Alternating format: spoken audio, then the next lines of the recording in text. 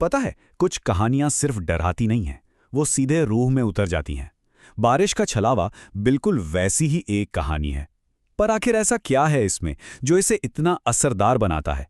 चलिए, आज हम मिलकर इस कहानी के डर की एक एक परत को खोल कर देखते हैं। कहानी की पहली लाइन ही आपको जकड़ लेती है। सोचिए, ऐसी बर्फीली हवा जो सिर्फ जिस्म को नहीं, सोचने की ताकत को भी जमा रही थी। ये सिर्फ मौसम का हाल नहीं बता रहे हैं, नहीं, ये तो उस गहरे, उस सुनसान खौफ की बुनियाद रख रहे हैं जिस पर पूरी कहानी खड़ी होने वाली है। तो आज हम सिर्फ कहानी सुनने वाले नहीं हैं, नहीं, हम ये समझेंगे कि डर को बुना कैसे जाता है। एक एक धागा पकड़कर देखेंगे, उस माहौल से लेकर उस एक पल तक जहां दिल सच में दहल जाता है। तो चलिए, इस खौफ की बनावट को और करीब से महसूस करते हैं। देखिए, किसी भी अच्छी हॉरर कहानी में डर की शुरुआत माहौल से होती है। मतलब कोई जंप स्केयर या चीखने चिल्लाने से बहुत पहले ही कहानी हवा में एक अजीब सी बेचैनी घोल देती है। और इस कहानी में तो माहौल सिर्फ बैकग्राउंड नहीं है, वो खुद एक कैरेक्टर है, एक शिकारी।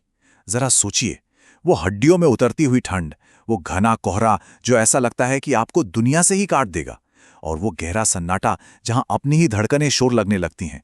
यहां तक कि आग की गर्मी भी उस अंदर की सिरन को दूर नहीं कर पाती। कहानी आपको धीरे धीरे शेखर काका के साथ उसी बेबसी और अकेलेपन में धकेल देती है। तो अब माहौल तो बन चुका है। चलिए, अब कहानी के बिल्कुल बीच में चलते हैं, जहां एक अनजान मदद का ऑफर आता है। और बस यहीं से शेखर काका का वो सफर शुरू होता है जहां से शायद वापसी का कोई रास्ता है ही नहीं। ये ना हॉरर स्टोरीज का एक क्लासिक पैंतरा है। इसे द वल्नरेबल स्ट्रेंजर ट्रोप कहते हैं। मतलब एक ऐसा किरदार सामने लाया जाता है जो बिल्कुल बेबस, बिल्कुल लाचार दिखे, ताकि आप उस पर भरोसा कर लें और फिर बस आपको एक जाल में खींच लिया जाए। और हमारी इस कहानी में वो जाल बुनने वाली है वो बूढ़ी औरत। और यहीं से कहानी दिमाग के साथ खेलना शुरू करती है। जो दिख रहा है और जो असल में है, उसमें जमीन आसमान का फर्क है। देखिए, सामने क्या है? एक बेबस, कांपती हुई बुढ़िया। पर असलियत क्या है? वो अचानक कहीं से भी प्रकट हो जाती है। घर जाने के लिए एक ऐसा शॉर्टकट बताती है जो सालों से बंद है। उसकी हर बात में कुछ अजीब है, कुछ खटकता है। शक का पहला बीज यहीं बो दिया जाता है। और जैसे ही वो उस जंगल के रास्ते पे मुड़ते हैं, बस डर का साया और गहरा होने लगता है। कहानी यहां कोई जल्दबाजी नहीं करती, बिल्कुल नहीं। ये एक स्लो बर्न है। डर को धीरे धीरे, परत दर परत बढ़ाया जाता है, बिल्कुल वैसे ही जैसे कोई आपकी नसें धीरे धीरे कस रहा हो।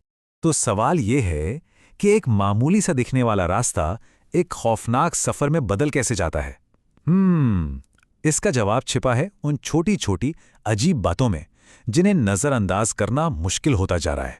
खतरे की ये निशानियां, जिन्हें हम रेड फ्लैग्स कहते हैं, अब एक एक करके सामने आती हैं। पहला और सबसे अजीब, उस औरत के कदमों की कोई आवाज नहीं है। दूसरा, वो उन्हें एक ऐसे रास्ते पर ले जाती है जो सालों से इस्तेमाल ही नहीं हुआ। तीसरा, उनकी मंजिल, जंगल के बीचों बीच एक अकेला वीरान घर। और फिर वो आखिरी लाइन जो शेखर काका के रोंगटे खड़ा कर देती है, इस पूरे जंगल में मेरे सिवा कोई नहीं रहता। और बस यही वो पल है।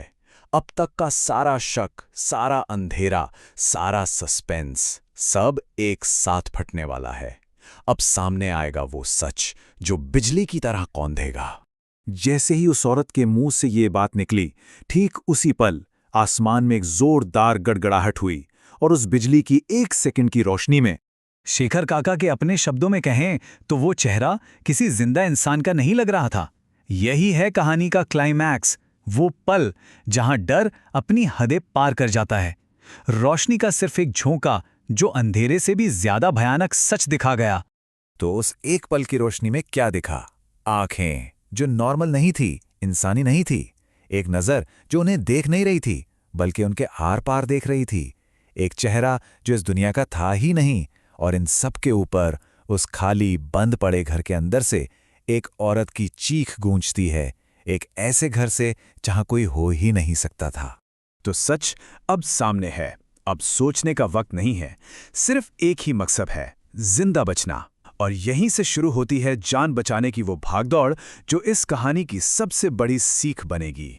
शेखर काका के दिमाग में उस वक्त बस एक ही चीज चल रही थी, अगर एक पल और यहां रुका तो कभी लौट नहीं पाऊंगा। और वो भागे, पीछे मुड़े बिना भागे। उन्हें ऐसा लग रहा था जैसे मौत बस एक कदम पीछे चल रही है। वो ठोकर खाते हैं, गिरते भी हैं, पर रुकते नहीं।